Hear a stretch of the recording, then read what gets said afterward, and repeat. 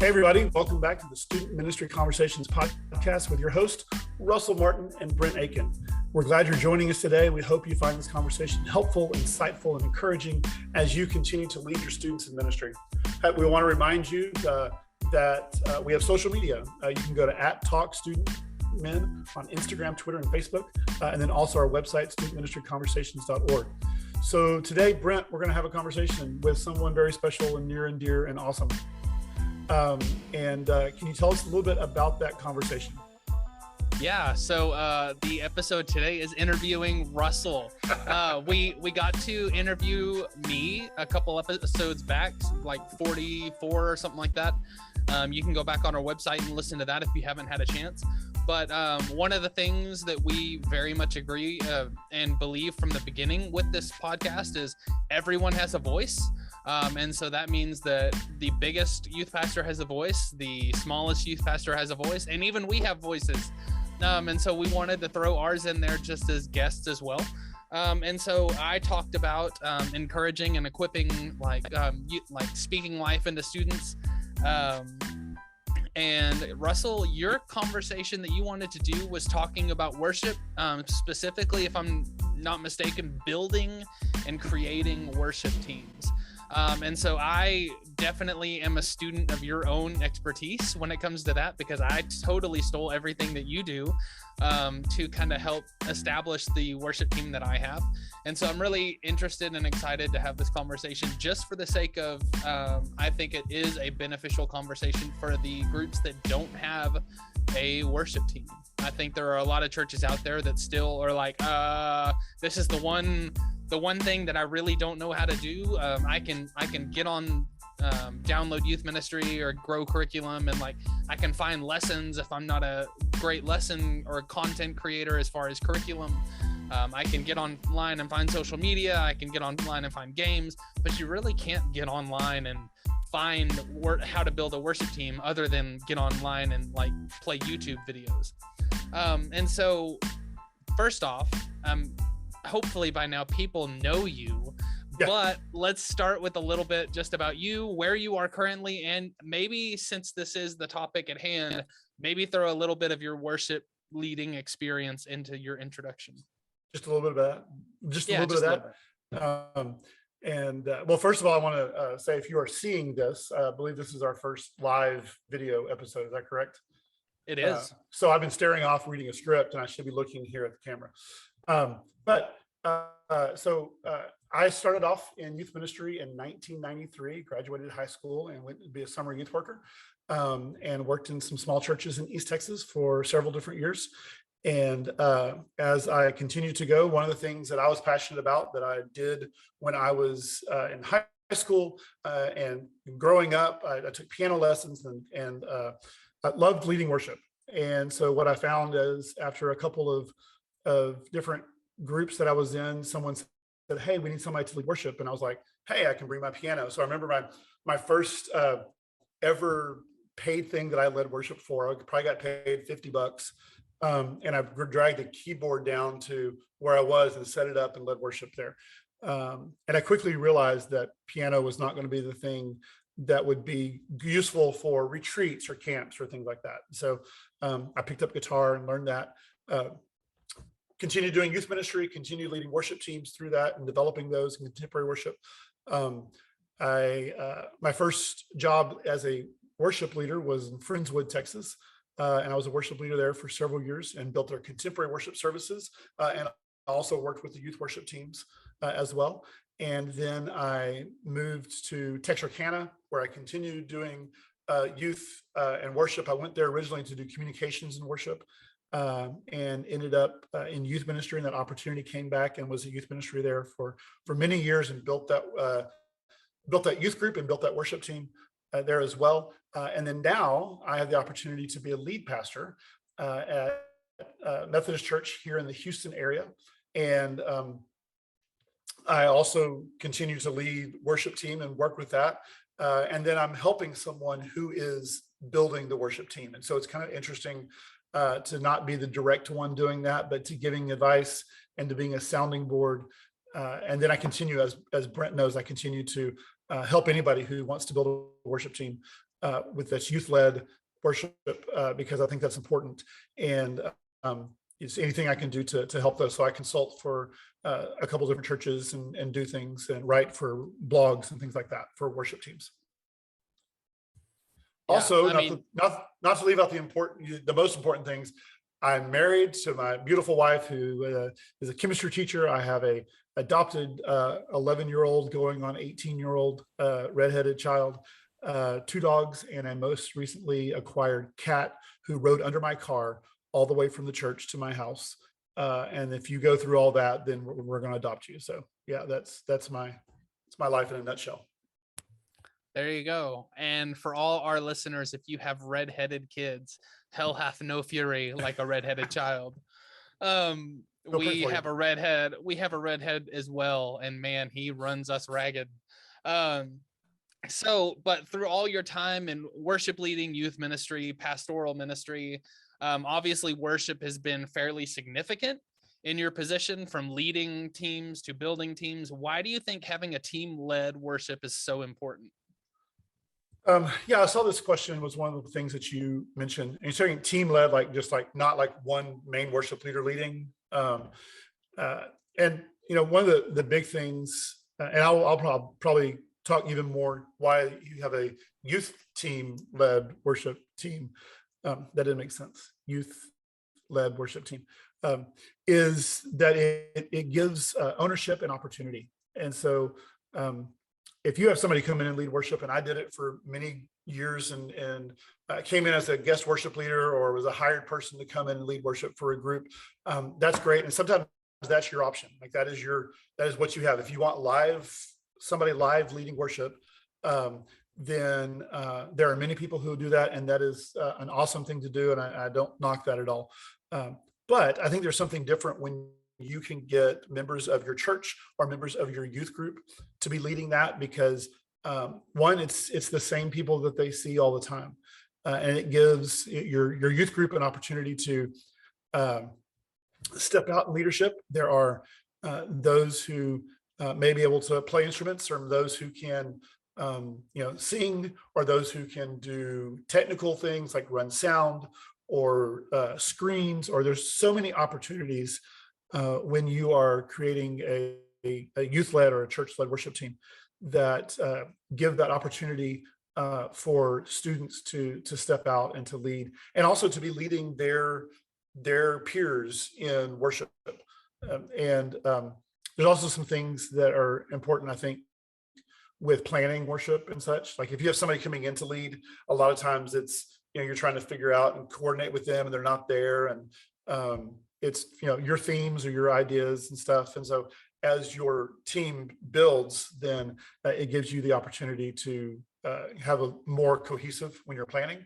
And I think the other thing too is the songs. Like if you, as your worship team is part of your youth group, then you have kind of this collective, group of songs that you're exposed to, or you all went to this one camp. Like I remember we all went to one camp, one winter thing, and they sang this song. The Jordan Howerton band sang the song called River, and we loved it. And so we came home and we learned that, and that was one of our songs that we actually overdid, but it was part of our collective identity. And so if you have a youth worship team, then they know those songs that you wouldn't have if you had somebody who you just came in, not necessarily, unless they knew your group really well, that you wouldn't have with that. So those are just a few of the reasons.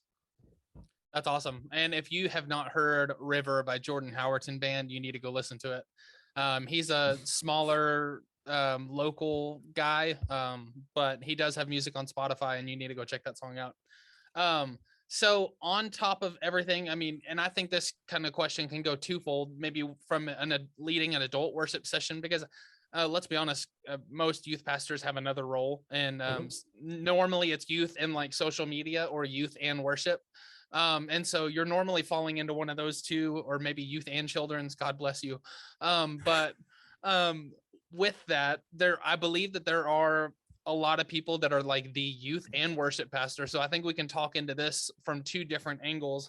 Give me the rundown of how you build your team, maybe from an adult perspective, but then also from a student-led team perspective.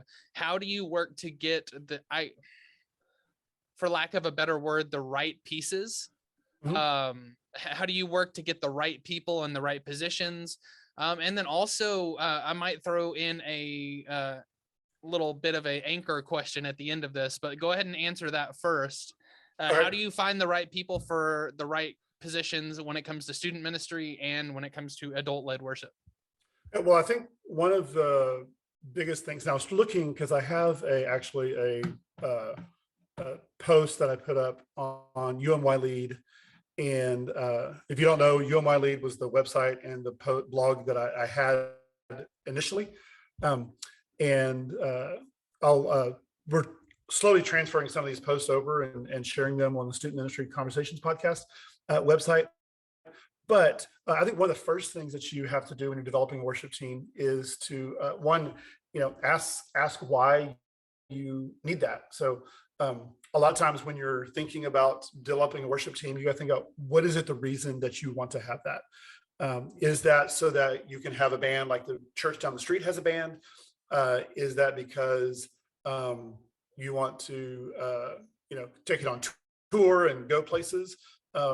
Or is it that you want to build a worship team that leads just in your group? Is it because you want a worship team for something that's coming up maybe soon? Because it's going to be different how you build a team. If you are looking at, hey, we have an event coming up and we want to build a worship team for this, or we want something to happen quickly, that's going to be different than if you are building a long-term deal. And Brent knows I'm a baseball fan. Brent's got his Rangers hat there. And we won't talk about last night's game, but if you were trying to build it quickly, then that's going to be, if in baseball terms, you go out and you find your free agents and you maybe hire a few people and you can build something quickly to be able to have success for a short time. But if you want to build something that's going to be long-term, then that's going to the farm system, and that is going and finding students who have some talent and casting a vision for what you want the team to look like. Hey, we want to have a youth worship team that's going to lead worship for our youth group every week and is going to lead worship in our main ministry when we get the opportunity for Sunday mornings. And we are looking to build that team. And so if you cast that vision, why is it important to build that team? Why would somebody be a part of that?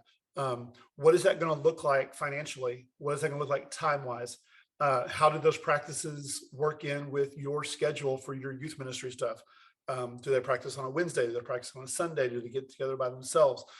So I think before you build a youth worship team, I think there's a lot of these questions you need to at least have in your mind. You may not need to answer them all. Some of these will be answered as you go, but you do need to at least think about these. Because if they're going to play on a Sunday morning, how does it affect what you do with Sunday school? Should they be in Sunday school or should they be in practicing for that? If they are leading on a Wednesday night and they have to get there after school, how does that work? And are they excused from being part of the games and the stuff like that, and a separate working with their stuff while you're doing the game so they're ready for when you do worship? Or so I think that is the basic deal. So I'm gonna throw that out first, Brent, and then I want you let you guide me and lead me again, either with the question again or because I could go 15 different ways, and so I want to make sure I'm thinking Sure. right. Well, let's hang on the student side for a second. Obviously, and this comes from my experience too, and so this is a question that I actually genuinely have. You have the students that have the desire to be on the team and have the ability to be on the team. And you have these students that have the ability to be on the team, but not the desire to be on the team. And then you have the ones that have the desire to be on the team, but no ability whatsoever. How do you work with implementing students that want to be on the worship team, but might not have the abilities to do so? Like, say, for instance, you have a singer that really wants to lead worship on the worship team, but at the end of the day, they just can't. They don't know how to carry a tune. They cannot stay on key. no matter how many times they listen to the song. Or maybe you have this guy that thinks he's a great drummer, but he can't keep rhythm to save his life. How do you foster those relationships, as well as fostering the ones that, like, man, this is the best musician on our team, we can't live without this person? How do you work with those relationships? Well, first thing I'll do is I'll refer you back, because this is actually our second conversation we've had about youth worship teams. Melissa Glaves was one of our very, very first guests. And way back. So if you were listening to this, go back and listen to episode 1 with Emily Farrell, and 2 and 3 and 4, like those conversations when we were just figuring this podcast out, because there are some gems in there. And so, because I'm a guest and also a podcast co-host, I get to throw that in. But one of the things that she mentioned was, first of all, having students to record themselves as their tryout. So do a video of themselves. Hey, I'm singing this song, and have them put their headphones in and play a worship song and have them sing that, and have them send that in, because there's something about them hearing themselves that there is a little bit of self guidance that happens when they hear back and they're like, okay, that didn't quite sound quite like I thought it did.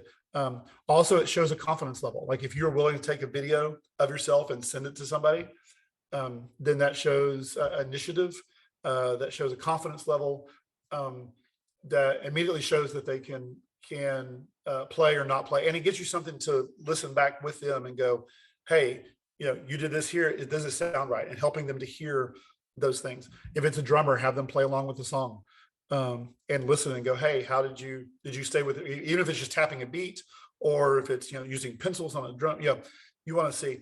And so find those, that's the easy way. And there are sometimes you have to have those conversations, because the reality is I would rather be perceived as mean now and telling you that, hey, you're not ready to lead, than put you up in front of 10, 15, 20, 30, 50 of your student peers. And we all know that there are some very, very kind junior high and senior high students, but there are also some very unkind. And I do this with adults too. I would much rather be seen as the mean one when you come into to try out or to practice, or to see if you're a fit. I would rather be the one who tells you no, not yet, than put you up in front of a bunch of people and you not do well. And then I have parents who are saying, why did you do this to my child? I have leadership who's like, hey, what's going on? And you have students who are not happy. So that doesn't mean that you don't continue to work with them. One of the main things that I look for is there's a difference between being able to, not having all the skills and being distracting. So that's to say, if I have a drummer who can keep a beat, but can't do eights on one hand and snare and foot, that's fine. I have a cajon, I have bongos, I have several different ways that I can find something and give them and say, hey, I want you to hit on 2 and 4. So while the drummer's playing, they go 1, 2, 3, 4, 1, 2, 3, 4. Because what I'm doing then is they are building up their ability. And then later on, I will build on that. I'll say, hey, why don't you hit on, why don't you do like this and go 1, 2, 3, 4, 1, 2. Well, I can transfer that to drums. And whether if I have somebody who can play that or not. So, and one of the things I want to get to in just a minute is kind of the process of building that team, and what you look for as you're doing that. But if I have a piano player, I have a series of videos on Instagram, and I'll give you a link. That's basically worship piano basics, and basically is if you can know the names of the keys, you can put your thumb on whatever the note is in the key of C, and play every other note, and you're playing a C chord. You put your thumb on A and play every other note, you're playing an A minor chord. And so the idea is that I can have somebody who may not be able to play like this, but on How He Loves, they can go bum, bum, put the thumb on G, play an F. You can actually sing along with that. Like that is something that they can go. But also in the context, if I already have a developed team, I can put them on a keyboard with a little bit of strings and pads and say, I want you to play pads. They can play one note on a keyboard and you set it up right, where they're providing a pad, they can play one note and change it and tell them, hey, I want you to change it on just every time this chord changes, play the different note. And they can do that. Well, what they're doing then is they're developing the ability to move up. And so I look at instruments almost as a progression. You start off with a a basic level, if it's just a one beat on the drum, one note on the piano. If you have, sometimes I think it's easier to start a student with electric guitar instead of an acoustic, because acoustic requires a lot of rhythm. Electric, I would tell them, hey, learn your chords, learn your G, C, and D chords, or whatever it is. Play on the first time that chord, just like the piano player. Play on, you don't have to go G, G, G, G, G, G, G, G, G, G. All you have to do is go G and let the sustain hold it. Well, they're contributing to the band. They're learning how to change chords on time. They're learning how to figure out their fingers. They have more time to change in between those. They're still being a part. Now, if they are playing at the wrong time, wrong chord, wrong rhythm, things like that, that's being distracting. And so that's what I do want to eliminate and help them get to. And I will keep someone from playing because it's pulling everything off. But if they can do that and they can fit in, then that is definitely a way to build up those things. So, and you can do that with piano, you can do it with drums, you can do it with guitar, bass, even, just playing one note, not a pattern, just be able to get to that one note. And even vocals. A lot of times I'll start vocals in, you just sing the choruses when everybody sings a chorus. So you have someone who leads the verse, you're basically a congregation member on stage with a microphone, but you just sing on the choruses, no harmony, no anything. So that helps because you can put 3 or 4 students on a microphone, one mic, put 3 or 4 students there, a couple of them in there help blend that out. And so you basically have a chorus instead of someone leading, but they all always have something they can move to. Once I learn these chords, I can play piano. Once I learn these, cajon and easy rhythm, I can move to drums. And so you're always creating this progression. I like that a lot. I like that. I like seeing instruments as a progression instead of, hey, oh, you just aren't good enough, kind of thing like that. I think that's really, really important. And I definitely have seen that in a few. I mean, obviously, as far as like skill sets and everything, I'm a drummer first and foremost, and drumming helped me learn rhythm guitar. But like, it's one of those things that like, I tried to pick up an electric guitar and I was like, this isn't rhythm. I can't do it. But I like the mindset behind, find what they can do, find the beginning intro way of getting them involved and getting them incorporated in worship. And then, like you said, some will still be distracting. And that's one of those things that we can't do. But I think that it is something that like you can use the skills that you have, and you can continue to build up from what you have and what you've been given within the group that you're leading. And so I think that's a really, really good thought. I don't think I've ever considered the music as like a progression. It's always just one of those things of like, oh, hey, you play piano? Great. Let's put you here. Yeah. Oh, you took guitar lessons. That's awesome. Like, yeah. And I think you can too. And I'll do this with my adult teams too. If I have someone who wants to sing, I will say, pick one song, work one song well, work on one song, go at home, listen to it, get that one. You don't have to be able to lead all 6 songs of a worship set or whatever that is. I'll have them pick one and then bring them up just for that one song. And so then they'll go home and they'll work on another song. The next month they learn one more song and they come and lead that. Well, eventually they have 3 or 4 songs they can lead and do well. And so you're building up their confidence. And so you want to set students up for success. Somebody gets up there and doesn't have a good time, doesn't do well, they're probably not going to get up there again. But if you can create small wins for them along the way, and you can do that with your instruments too. We have one of our students, she's actually a college student now.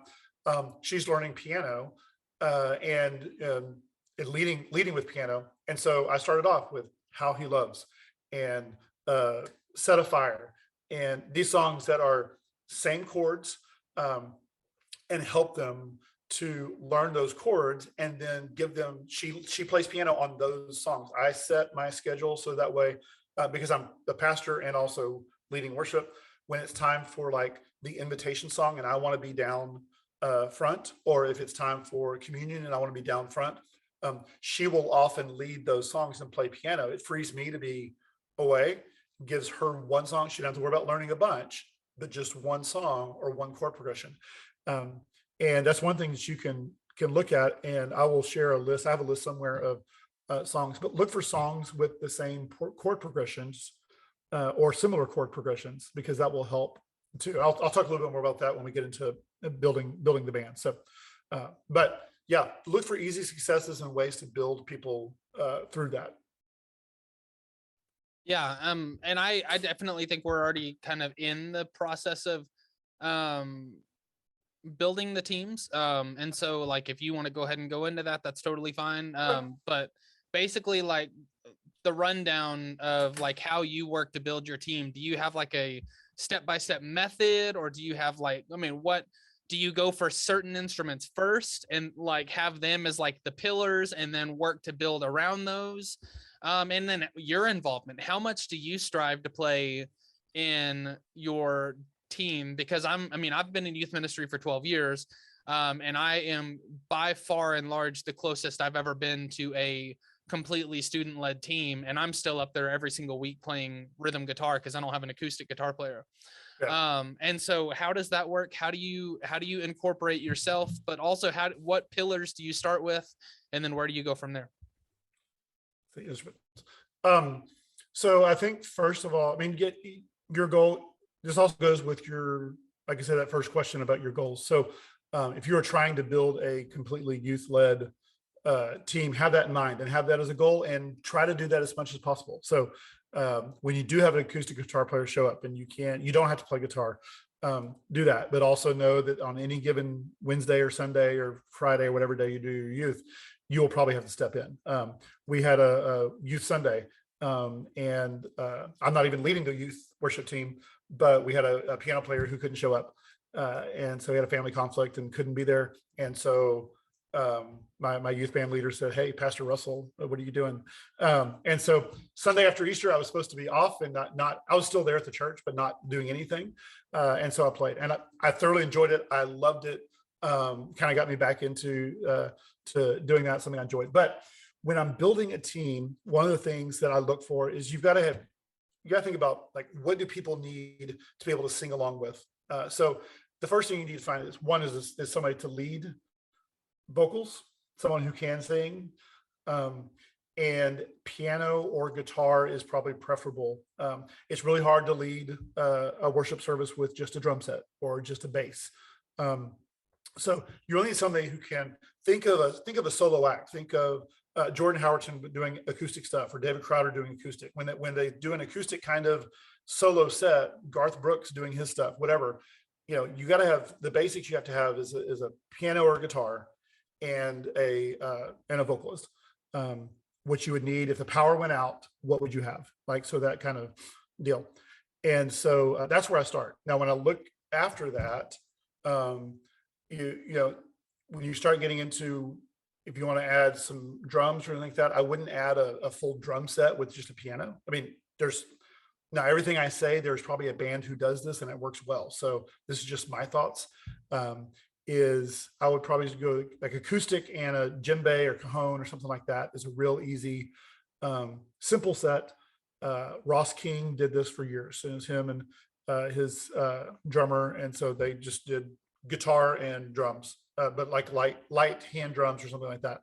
And then you can build off that. So if you start starting with guitar and you have a cajon or something, you can add piano to add a little bit to that.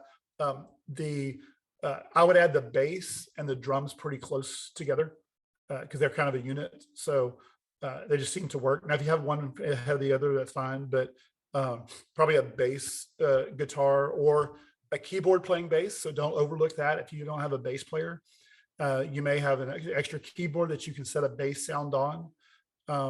And you can have them, if they know how to play piano, they can play. And that's another simple way because they're playing one note at a time. And so you can have bass on a keyboard. And then kind of electric kind of comes in there at the end. So you're kind of just building this, start off with what you would need for just one person leading worship, and then build out from there. But I would start with the piano or guitar, and then add, bass and drums kind of together, electric out there, kind of filling in that spot. And then it's, pads, auxiliary percussion. You can add a bunch of different things, but the key you want to start off with is with those that what you do for a solo act kind of deal. And you had like multiple questions. So your second part of that was, yeah. So the second part of that, with the whole building, I said, the pillars, and then like, I guess what you start with, and then like, how do you work to build the rest of that around it? And then also like, as far as your involvement, do you have a specific set to where you don't want to go like I said, I've done acoustic guitar for pretty much my entire duration in student ministry because I don't have another acoustic guitar player. And it's not that I don't like doing it, but I mean, I think everybody wants to have the, I guess, moment in their ministry to where like they're legitimately off stage, and wanting to just see kind of the ministry running itself. Because I think ultimately as youth pastors, that's our job. Our job is to have an autonomous working ministry to where like if we stepped back and if we left, like the ministry would keep going. And I think that's very much the same in youth ministry. So like what is your involvement? Like what's your goal for involvement? Something to that regard. So yeah, building around is like what I talked about. Like after you kind of build it and have those key pieces, and you're going to have to decide, like, your whole youth team may be a guitar and a djembe because that's your size, that's where you are, that's your space, that's your financial limitations. You may not have room for electric and pads and somebody running tracks and things. But that's where I would expand out from. So, one of the things that we have found helps us, and this is a financial and a time thing, so this will not be for everybody. But we use the click tracks from Loop Community and other places. And the benefit of those is, one, it tells you when to sing. It's like, intro 2, 3, 4, and there'll be people who will fight against this. Send me an email. It's fine. I don't care. But I'll tell you what helped with us. So we had the ability to do that. And there's some cost in buying those if you don't create them yourselves, which is a long, arduous process. But everybody's on the same page with that. So like the clicks in there, so the drummer's following those, the bass is following those, the vocals are following those. They can practice with those. And so that has been a game changer for us. And two, you can add in those extra spots. So if you want a fuller sound and you don't have 15 guitar players, you can have your acoustic guitar player and you can put some of those other things in there. You can put some extra percussion stuff in there. And so those have been very helpful. And that's another element to add though. So like, I still would start off with just somebody playing, but you can have that and they can be playing with that, getting used to that. But just know that is in-ear monitors. That is a whole different, probably a whole different conversation, but I will tell you it's helpful. But as but all those things you build out, so you can add pads, you can add instruments, anything somebody can do, try to find a way for them to be involved within that.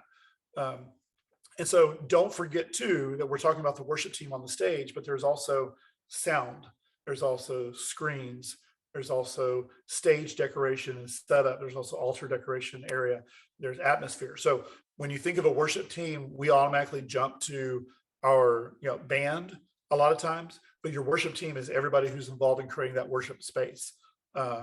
So if you're talking about a student who maybe not be there yet singing, maybe say, hey, I'm not going to have you sing right yet. We're still working on that. Would you though lead a prayer? Would you though do the announcements when they come in? So just to kind of go back on that a little bit, my involvement is be ready to do.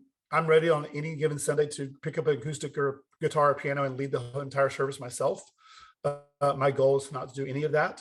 I did reach that. We did reach a point right before, it's kind of like the last year before the pandemic, we hit that stride where Worship team went over, they went through the songs, they practiced them, and they would call me if they needed me.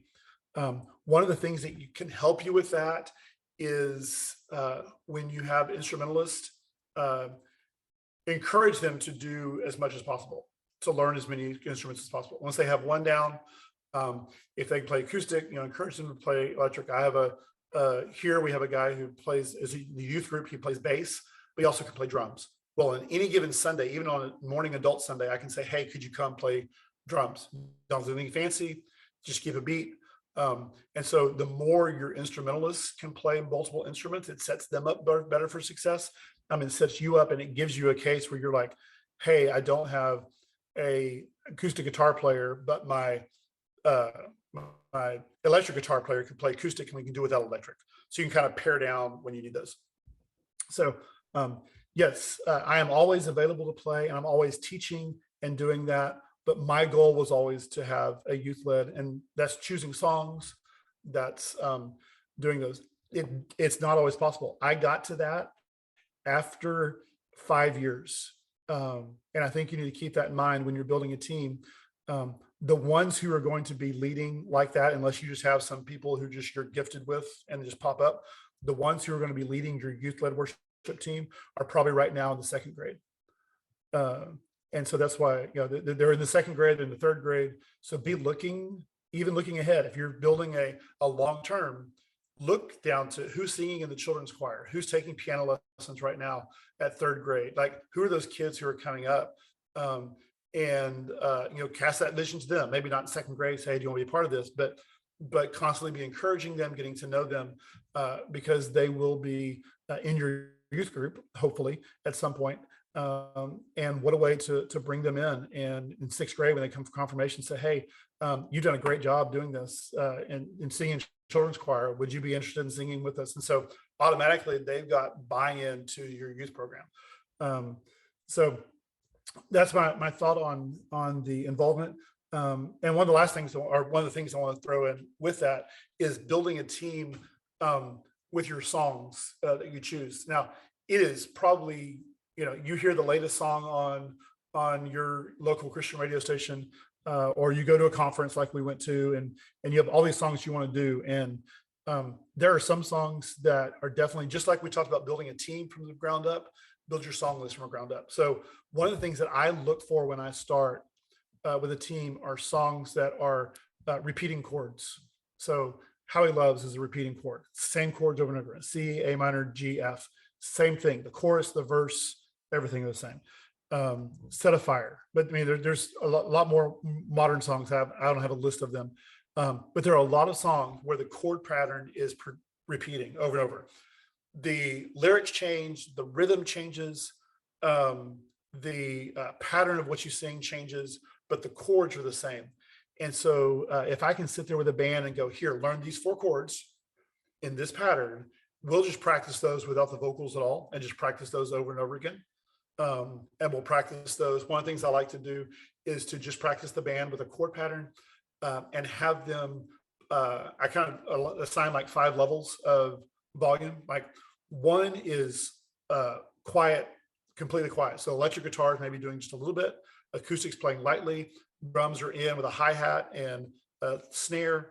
So everybody knows kind of like, if I'm 1, I'm like this, I'm tight in.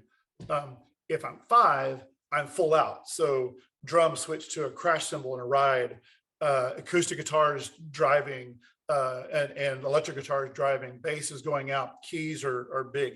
And so I kind of teach them that in and out, and we'll do that. I'll practice and be like, hey, let's play these 4 chords. I'll be like, all right, here, or 5, and they'll come all the way out. Okay, all right, 1. And so what I'm teaching them is, on choruses, basically you're going to be full out a lot of times, bridges a lot of times, intros. On the verse, I want you down, because the most important thing is the vocals who are singing.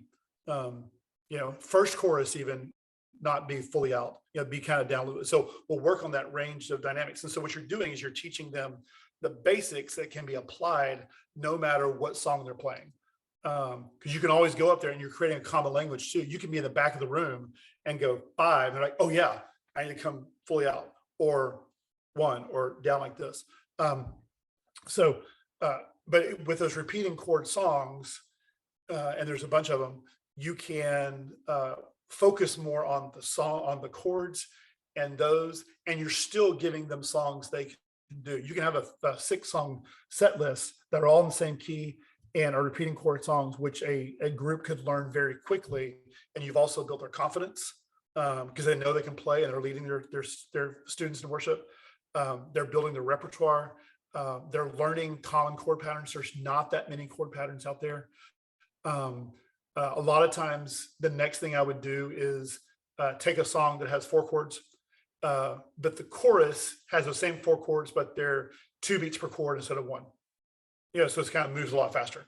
And so same chords, you're just building steps. So build those steps. Again, this is if you are building a team from the ground up for a long term. If you want to go fast, you got to do some different things. But that's what I always wanted to do, is I want to build a team that was going to be here forever or not. As you do that, you're creating those steps that are repeatable. So the next year when you have 3 seniors graduate and you have new kids coming in, even the team who was already there knows what you're going to do. Hey, at the beginning of the year, we're going back to these 4 songs or these 5 songs. We're changing a song out, but it's the same idea. And then you're building a culture that you don't have to teach new musicians. They learn that when they come in. And so those are kind of some basic thoughts on building the worship team. And then kind of the song things too. So yeah, I hope no, that that's awesome. answers your question. Yeah, no, and I think the next 2 questions kind of just can be boiled into one for the sake of time. Obviously, how you kind of just addressed on this, but I want to make sure that you don't have anything else as far as that goes. But I think it kind of boils into this question as well. What is the biggest challenge when building a student worship team? But then also for in that challenge, I would assume this is part of it, is the students learning the instruments if you don't have students that have that technical skill set. And so what is the biggest challenge when building a student team for worship? And then do you regularly go teach students that don't know how to play with your smaller incremental building? Or do you aim for the ones that already have a little bit of knowledge and then kind of develop from there? Again, your goal, I think, it's kind of like your question is like, what's your favorite meal and why is it tacos? Because you did kind of hit on one of the biggest challenges is finding those instruments. I think one of the biggest challenges too is having the students who can play well, but not pouring into the students, that still finding those who want to play, because you can rely on these and ride them all the way through and you can do great things, but you have some who they were them. Like, so when you find a 6th grader who comes in and you're building your team, the tendency will be to build that team and use that team all the way through until they graduate seniors. And if you're not developing anybody behind that and not looking back and remembering where this kid who now leads worship on their own started off not being able to play 4 chords on a piano, but you helped them do that. You need to constantly be doing that, because you have those who will be moving up and they'll graduate and they'll go off. And the hope is they'll graduate and go off and lead worship somewhere or be involved. My last conversation I had was with Rocco, and I hope you'll go back and listen to that. One of the things that he brought up that kind of hit me was he said he wished we'd spent more time on worship. And so that's just a lesson to learn from that as we're talking about worship, is don't let worship just be the thing that you do as part of your night, but maybe focus in on that. But he started off, he had some talent and he could play. And we continued to work and he continued to lead and gave him opportunities to move up. He now is on a worship team at his church. He leads, he does a lot of technical stuff, but he's also moving into leading more worship and choosing songs and doing things like that. So that's your goal. And that's kind of the ultimate deal, is to find some 6th grader who comes in and they end up going and leading that. But when you have that core of students, like you have 5 students and they're sophomores and freshmen, and the next year they move up and they're juniors and sophomores, and then they're seniors and juniors. If you're not developing anybody behind that, however that is, then when they graduate, you're stuck with no youth team and you're starting over from the beginning. So I would encourage you to only start over from the beginning once, and then constantly be adding those in and building them.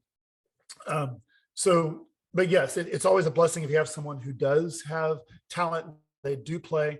A lot of times your challenge is helping them to learn how you do that with praise team music, which is a lot of times you have a kid who, hey, I know Chopin and Beethoven, and what are these numbers and letters on this sheet, and what do you want me to do with that? So helping them to translate that. What are some of the things that you use constantly in a band? You know, with a piano player, it's helping them to translate to inversions and stuff. As far as, you know, all I get is a G. If you have someone who plays jazz piano, it's a whole lot easier. So yes, if they have the talent, that's always helpful. But if they have the desire, find ways to help them to see if this is something for them. So I did teach piano and guitar lessons all throughout my youth ministry when I was in youth ministry. And some of that were people who never led with a praise team, but also I had some students who I started off with third graders, and they ended up being in my youth group praise team. And I knew they had that foundation because I was helping them teach that. So do you have people in your church who would help just do music lessons? Well, even that's for free. Hey, Tuesday nights we have 3 hours and we're doing music lessons, or and you'll get to see those who are developing and having that taste for that. And so that is a challenge is definitely the ability, but I think you can find the ways to develop those students. But I think the key part in there is making sure you're intentionally developing instead of just performing. And I know performing, worship, whatever. I don't want to get into semantics on that, but instead of taking your band up and them leading worship and that performance aspect, that worship leading aspect, that up in front is great. And you need that every week if you're doing this every week. But don't forget that you still need to be working with that farm team. You still need to be developing that. Sometimes that if you have the ability, sometimes that's a second worship team that is just practicing and leading every once in a while. I have tended to do it more so as part of the main worship team. So one of the things that you can do, especially with the sound system, depending on what you have, you can put a guitar player up there who's playing guitar who's not plugged in. They are getting the experience of being up there. They're up in front. They're playing along, but they are not plugged in. And tell them, we're not trying to pull a fast one on anybody. You are learning. I'm not going to plug you in right now. As you get better, we will have you play. Have them learn one song, How He Loves, that you turn the volume up on them, and then cheer the heck out of them when they play it, and pour into that. They've learned 4 chords. You teach them the 4 chords. They have to strum them once on everyone. And the other songs, the volume goes back down and they can play along, and they know that they're not going to be really heard. Vocals, like I said, the same thing. You can put 4 kids on a mic and 2 of them can't sing and 2 of them can, but they have the desire. And you say, hey, you can be a part of the team, but you can move to your own microphone when you do this. I tend to do a lot of my developing. One, I did private lessons, but a lot of it was doing that within the band. And I had students who would teach other students their instrument. They'd be like, hey, you can play bass. If you can play guitar, you can play bass. Here, it's simple. And they would sit there, and I would encourage them. We know some Sundays, they said one week, they were like, hey, we want to switch up and all play different instruments. I said, okay, in 4 weeks, we'll all switch up and do different instruments. You teach someone else your instrument in that time.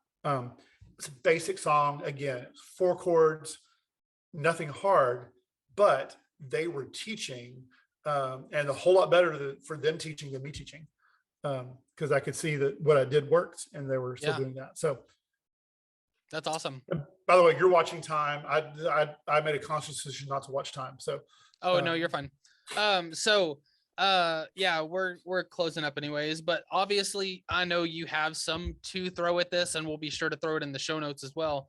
but do you have any resources outside of this conversation that people can lean on? Obviously, you already talked about UMY Lead and how we're like moving some of those old posts over to our current website with the blog and podcast episodes, studentministryconversations.org. But do you have any resources other than those you'd like to share? Or do you want to just say that like this episode's up, we'll have them on the blog by now? I mean, what's the goal with this? Yeah, I will go ahead and send links to the worship episodes that we have on UMY Lead. And I kind of for a couple of months, I did a series.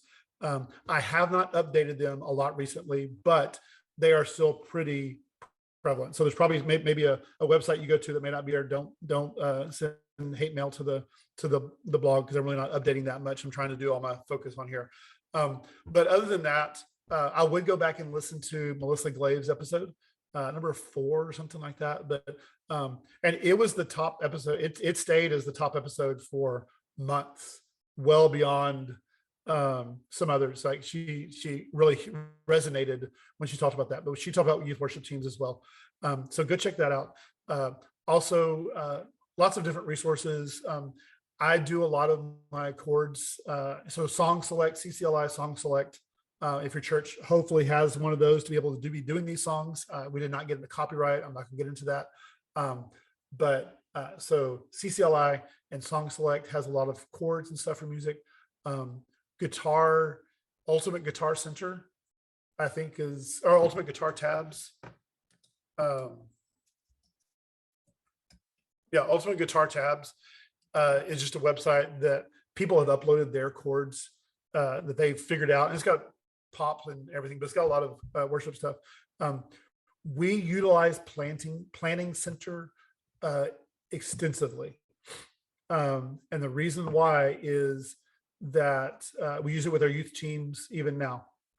And so if you don't have it, it is a little bit of a cost, but it's not astronomical.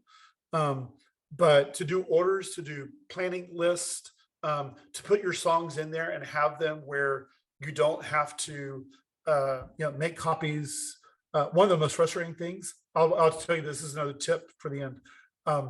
The more mechanical problems that you have, the more frustrating your rehearsal will be. So not dealing with instruments or ability to play or songs or anything like that, but if you don't have copies for everybody, if you have sound issues and problems, all it takes is you getting halfway through a song and having a sound problem. Somebody can't hear something. Let's go back to the back and figure it out. When you spend 3 minutes trying to figure something out, it's going to take 15 minutes to get back to where you were. And so when we eliminated, this song's in the wrong key, we need to change it down 2 steps, and me having to go make copies of the new song and bring them back, you've lost everybody. You know this from youth ministry. Like you do a game, you have a little bit of downtime, and they start playing Sweet Home Alabama and Smoke on the Water on the guitars, and everybody's going. It takes a long time to get them back. And those who are serious are getting frustrated. And so it just sets, so anything you can do to eliminate any of those distractions. So making sure your sound is set before the service starts or before your rehearsal starts. Everybody's there. Everybody knows what's going on. But we have iPads, and you don't have to go buy iPads. One, you can get them pretty cheap on Amazon. You don't need anything special. It actually works on the other tablets too. The Planning Center has an app, and the app is called Music Stand. And on Music Stand, it'll show your music up there. It'll show your music up there. You can press a button and you can change the key automatically. So that saved us a lot of time. The song lists are already there. They can go and online and log in, and they can you can upload your songs to there. We upload our click tracks to there. And we'll send them the click tracks for our Sunday service. We'll send our click tracks out on Tuesday if they're not up there already. And we tell them, listen to this by Wednesday. Tell us if you have any key problems or changes or issues. That way we are set on Thursday for our rehearsal. Translate this to your youth group time schedule. But if you're not having to change keys at your rehearsal, everybody knows what key they're going to do. If you're not having to work with sound issues, all those things help. Planning Center helps a lot. with that. And that would definitely be a resource I would look into. If you don't have that, make sure that you have copies of all your music. Everybody has the same key. Make a folder, organize it, whatever you need to do to have that, because that would probably be one of the bigger issues. Yeah, So I think no, any of the resources, YouTube, great. Listen to the songs. I have my students and my adult team. If you have a song you want to do, learn it and then bring it to us. And so if they'll go and they're, hey, we want to sing the new My Jesus or whatever, I say, learn it, have it down before you come in, and then bring it to us and the band can learn it too. Because then you've automatically got a song. It cuts your time way down. Be ahead on your song lists. This is just a hodgepodge of stuff. Be ahead on your song list. Like, you don't need to be coming up with your song list the day of. We would plan our song list 6 months out. The same Holy Spirit. I was going to say, I can even chime in on that one. We have 15 songs that we're playing this entire year. We have 3 songs per week, and we have a 5-week rotation to where we play the same set of 3 songs every 5 weeks. And so it's enough to where it's enough songs where it's like, it's the same song. Like, you don't have that problem, but it's all of the favorites, all of the ones that we know we can play. And then we'll look at that list next year and we'll reassess that list of 15 and we'll be like, okay, all right, we've kind of beat this one with like a dead horse. I mean, we're going to take this one out. We're going to move this one in, kind of thing like that. And we change it occasionally, but we have core songs that just stay in the rotation all the time. And that's what I was going to say is also have a list of about 5 songs that you can do with your eyes closed, no music, no anything. Because power's going to go out. You're going to not have a rehearsal one week. Something's going to happen, or you're going to have the opportunity to lead somewhere. And I go into that. And some of that is like when you take your team to lead other places. And I can talk about that at a later time. But having those core songs that you know that you can do with your eyes closed in multiple keys, that your students can do is a big thing, because it just eliminates. And you can always just you may say something, Brent, or whoever's singing in the deal, and you need that extra song. At the end, hey, you need an altar call song, and you know that you can do "Oh Come to the Altar" and "How He Loves," and all these whatever songs that you can just pull up. Hey guys, we're going to do this, and the person doing the PowerPoint can pull it up, or PowerPoint. You may use PowerPoint. Don't want to knock that. PowerPoint, another resource you can use. That's right. Pro Presenter is probably the key, but also you don't have to have that, because I mean, I started off with the overheads on the little transparency overheads, and I've used those in not too long ago, because depending on where you are, what you're doing, sometimes simplest is the best. Less technology is sometimes the best. So I could talk for this for another 3 hours, so I know we have to shut down. Yeah. So I'll let you. No, we are. That is kind of where we're going to wrap up. Obviously, this is in all the show notes on our website, on social media, everything like that. But how can people connect with you if they want to reach out to you? Obviously, before you go into your personals, you can on studentministryconversations.org. We do have a Facebook Messenger plugin, and you can talk to us directly just by clicking the little Facebook Messenger icon down in the bottom right-hand side of the website. It kind of floats over the website. So you just click it and it'll open up a Facebook message. I don't even think you have to have Facebook to use it. But feel free to shoot us a message through that. That actually goes directly to us. We see that immediately. No one else runs that for us. And so you can reach out to us there. But Russell, other than that, how can people connect with you? So yeah, if you want to get a hold of me, I'm on most social media platforms at RGM Music. That's 2 M's, RGM MUSIC. You can also email me. That's probably the easiest way to email me too, is rgmmusic@gmail.com. I'm pastor at Lake Houston UMC in Huffman, Texas. And so you can find us there, but probably the easiest way is either Facebook Messenger to me, or like Brent said, to the podcast messenger site, or because we both get all those conversations when they come in, or email or Twitter or text, or I can give you my phone number if you want, and just get a hold of me. And I'd love to talk to anybody about any of this. So Brent's laughing. See, we're doing this live thing now, Brent, so I can see all your reactions and everything. Well, that is awesome, Russell. Thanks for getting on and doing your episode. I'm glad I got to interview you, seeing that you got to interview me. But so this is the end of our episode. Seriously though, guys, if you found this episode helpful, we'd ask that you leave a comment or a rating on whatever platform you're listening to us on. We would appreciate that a lot, as it gives us an opportunity to climb the ladder as far as people seeing our podcast, getting the word out for episodes and stuff like that. Also, maybe you know someone that would benefit from this conversation specifically. We would ask that you tag them and then also tag us at Talk Student Men on Instagram, Twitter, or Facebook. And then also, like we've said in the past, we do have opportunities where y'all can support the podcast to make it better. We have merchandise on our website that you can purchase, t-shirts, and we are going to work on getting a few other things out, maybe some coffee mugs and hats and stuff like that as well. But then also we have an opportunity to where you can support just by financially supporting us monthly. And that is on our website as well.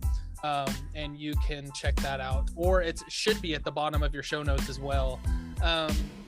Now, Russell, you kind of have next week's episode, but we're also kind of doing next week's episode together as well. What do we have in store for next week? Yeah, so it's one of my favorite episodes that we do is the recap episode. And so Brent picks his 3, I pick my 3. But you probably will have seen in our social media, and I'm reminding you again that I would love to pick your episodes. So what are some of the episodes that you found? If 3 of you suggest 3 episodes, if it's just one person suggests 3, whatever, we don't care. We have 15,000 votes or we have 1 vote. This is your chance. We'll mention those. I may not pull clips from every one of those, but we'll mention those as far as your fan favorite ones too. So Brent will bring his 3 favorite episodes that he wants to highlight again. We'll talk about those and have the clip. I'll have my 3 that I want. And then as a special bonus, we hope that you have sent in already, or you will in the next few days, because we'll be recording this probably on Monday or Tuesday once this episode airs. And so we will have that coming for you. So I'm looking forward for the recap. And Brent, do you want to tell us about things that are still coming up, or are we going to do that in a special episode in a minute? That will be on promotion. So if you follow us on at Talk Student Men, we're going to be releasing a video. It's probably actually going to be out by the time that this episode airs. But we will, if you haven't seen it, check us out on social media at Talk Student Men, and we are going to have a kind of intro into season 2, because this episode officially marks our first year of episodes. We started our podcast on April 29th of 2021, and this episode comes out on April 28th of 2022. And so we are officially at our first year mark. Man, Russell, it's been such a ride. A lot of fun, some incredible conversations, some amazing guest hosts.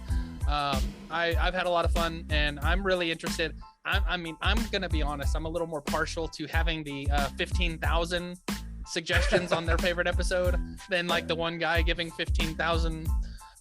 But I mean, we'll take whatever we can get. So if you did enjoy one of those episodes, please let us know. I think, man, that's the thing that we want more than anything is feedback from you guys. And then also the only other thing that I'd add in on that is, if you haven't been a part of the conversation and you want to be a part of the conversation, we want your voice to be heard. And so you can go to studentministryconversations.org/join, and that will send you to a direct link to my booking schedule. And we are going to start trying to book guests straight off of our booking calendar. And so you can get on there, you can click a date that works for you. I will reach out to you via email after you select your date. But then you also select your 3 topics that you would like to potentially talk on, and we'll choose the topic that fits our schedule the best. That way we don't have 5 different people in a row talking about student leadership or something like that. But we try to add variety to our conversations as much as possible. That's why we ask for 3. But we'd love for you to be a part of that. Studentministryconversations.org/join, and your voice can be on the podcast as well. You'll also notice this is video. And so again, we talked about that. We'll have that in the promo, but you will get more video podcasts coming your way, and some more things. I'm really excited about everything coming up. But again, you probably heard all this just a few days ago when that dropped. But just a reminder as you're listening, new exciting things coming for this. So, well, Brent, I have to get off to more meetings and more things going on. So anything else you want to close out with, or we? No, that's it. You want to send us off? Yeah, we appreciate you guys listening in on the conversation, especially these, as we don't follow the normal script and they're a little bit more unedited than other conversations when we're just recording between ourselves. But we do appreciate you being a listener to this podcast. We do appreciate all the hours that you guys have put into being a part of our community. We appreciate it. We want to hear from you. But until next time, we will see you guys later. Take care.